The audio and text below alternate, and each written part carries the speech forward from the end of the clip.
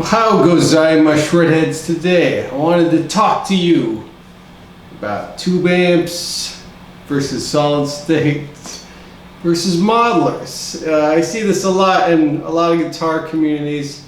People stick to one thing and they'll be very adamant about what it is they're into, whether it be tube amps, solid state, or modelers.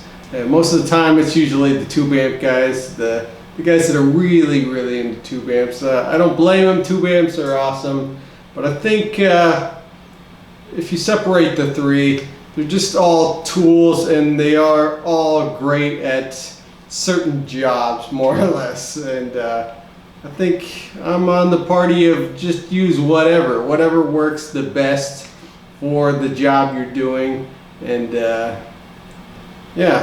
I like tube amps, modelers, and solid state as well. I think they're all freaking great. Start off with tube amps. Tube amps, just in general, they sound amazing. They are the best sound you're gonna get just playing live. There's nothing like the feel of playing a tube amp. It's nice and warm, and it's got like this punchiness to it, and it really pushes air well, and it feels good live to play. And it feels like a real amp. It's full. It's got everything you want in it. I think if you're the type of guitarist who likes just to use the best of the best at all times, especially live, tube amps are where you're gonna go. The one con of tube amps, in my opinion, though, is that maintenance can be a pain in the butt, especially if you're not a guy that likes to change out tubes and bias it. If you don't know how to do that stuff, or you don't really want to pay a guy to freaking do that stuff, then tube amps are going to be kind of annoying to you. That's why for years I was never a tube amp guy, because the maintenance is just annoying for me. And that's why I like the Mesa Boogie, because it's so easy to maintain. You just throw the tubes in like a light bulb and they're biased, more or less, and it's the best of both worlds for me personally. There have been more tube amps as of late that have gotten easier to bias and just change the tubes in, but overall, if you're not a real huge maintenance guy like me, then tube amps may not more or less be your speed. As well as when it comes to voltage, the voltage wherever you go, especially playing gigs and things, it's always going to change. You're never going to get like the perfect voltage. And tube amps, when it comes to the voltage itself changing, your tone's going to change along with the voltage, I've noticed. And with solid state, it's a much more consistent sound. Which, let's go on to solid state. Solid state, in my opinion, is just a very solid, they're just very solid amplifiers. They just work. I like to use I use an Orange 12 just for practice right now. That's the solid state I use, and it just works really great just to flip on and off like 80,000-90,000 times a day.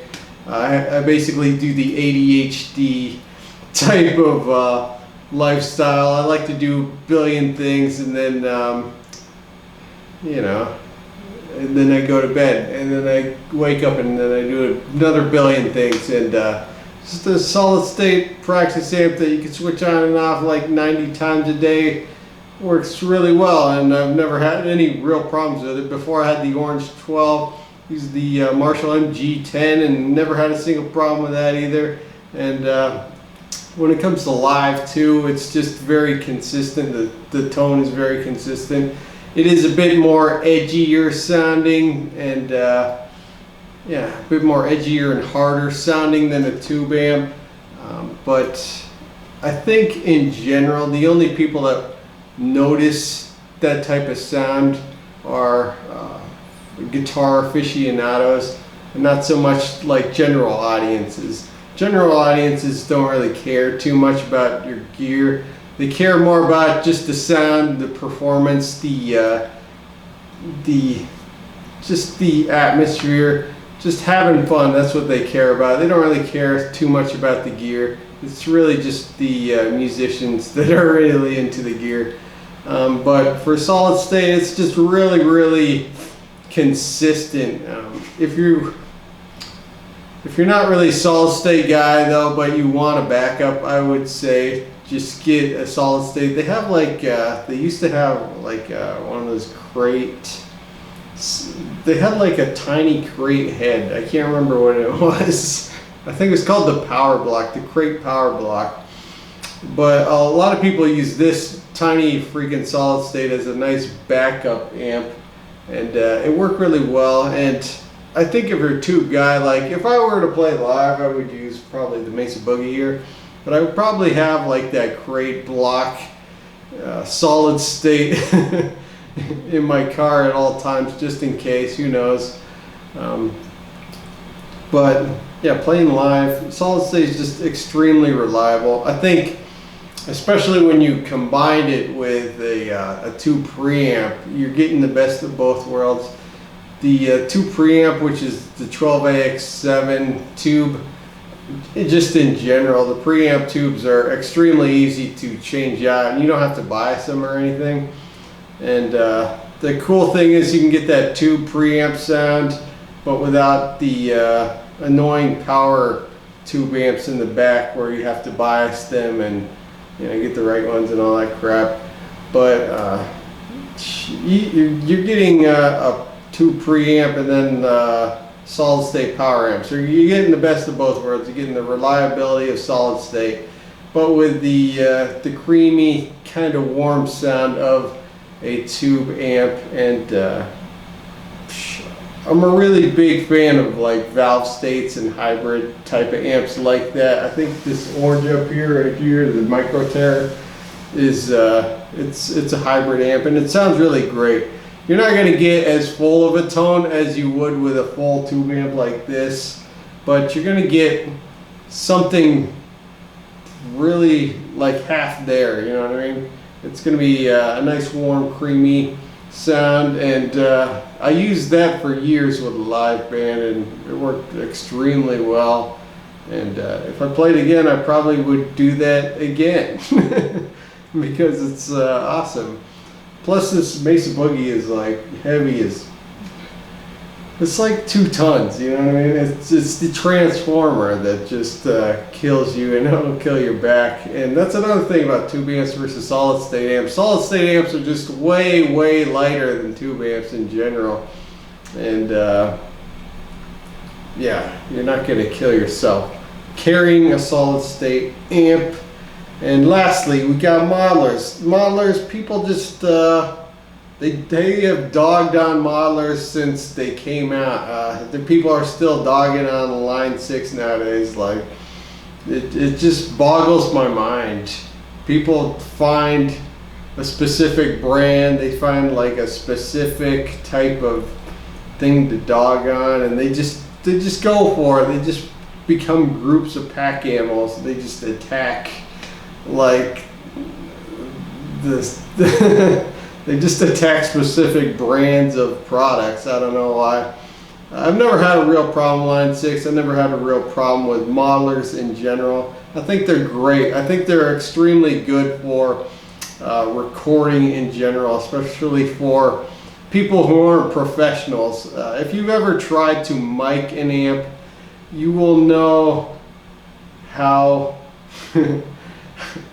how freaking frustrating it can be, because you're hitting the record button, you're going into the next room, and you're moving your mic around, and this can be like an all day to almost an entire week process of just moving a mic around and trying to get the perfect tone out of just an amp getting mic'd. And yeah, miking a guitar amp for recording, it can be one of the most frustrating things possible, especially if you're not the producer type. I do not consider myself the producer type. I tried, and it's, I don't know, it takes a lot of energy.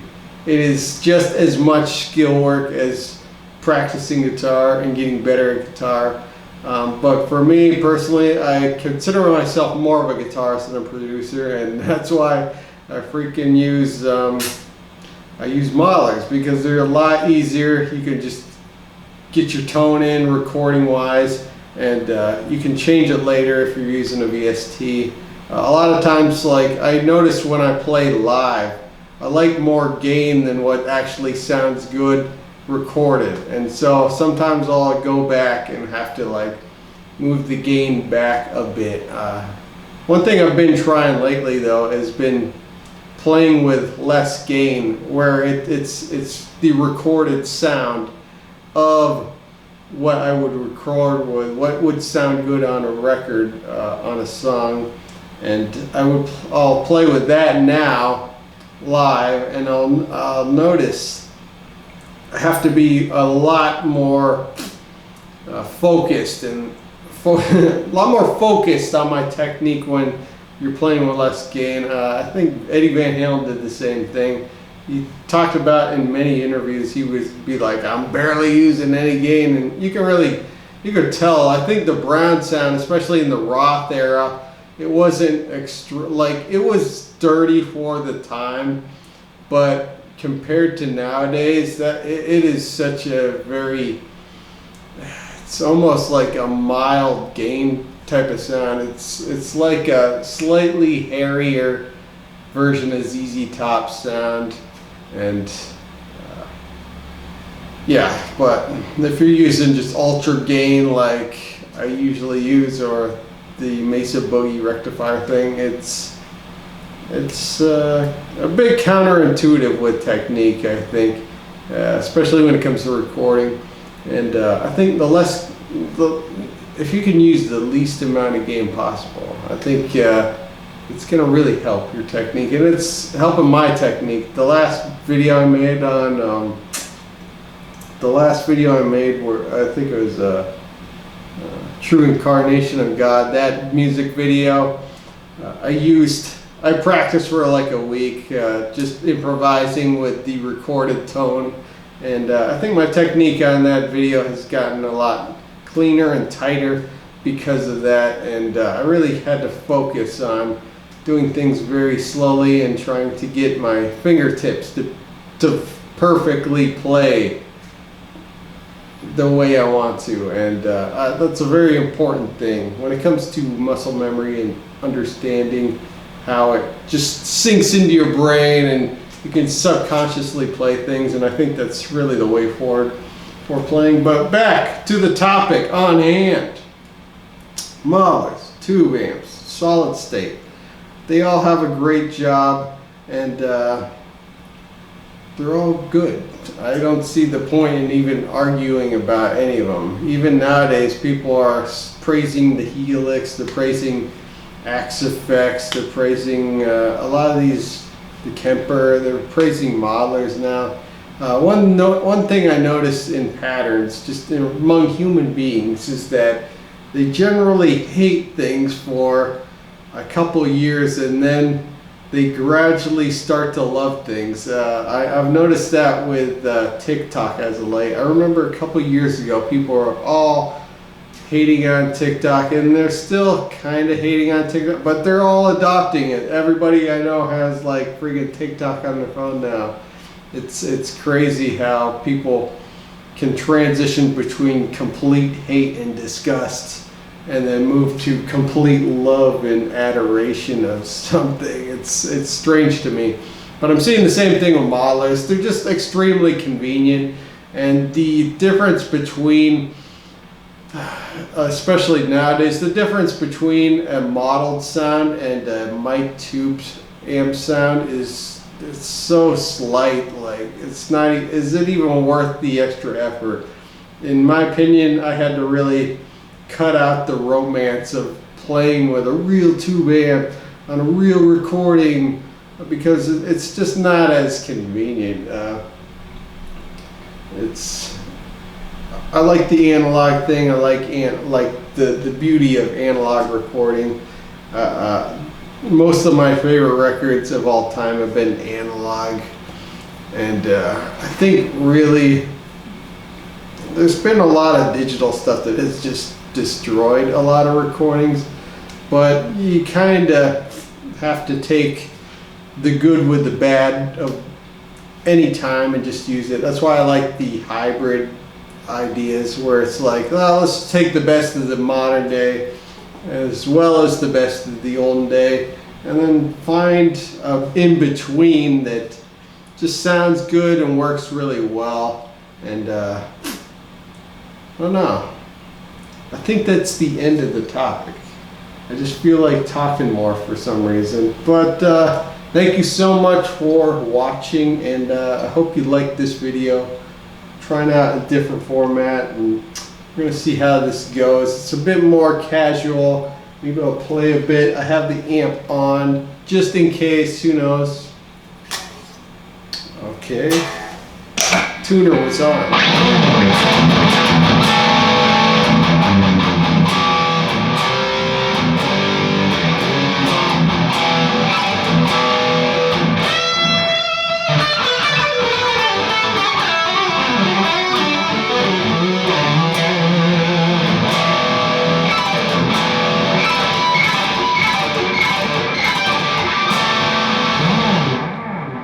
A little bit of that Gojira scraping. I love that crap. Okay, thank you so much. Bye!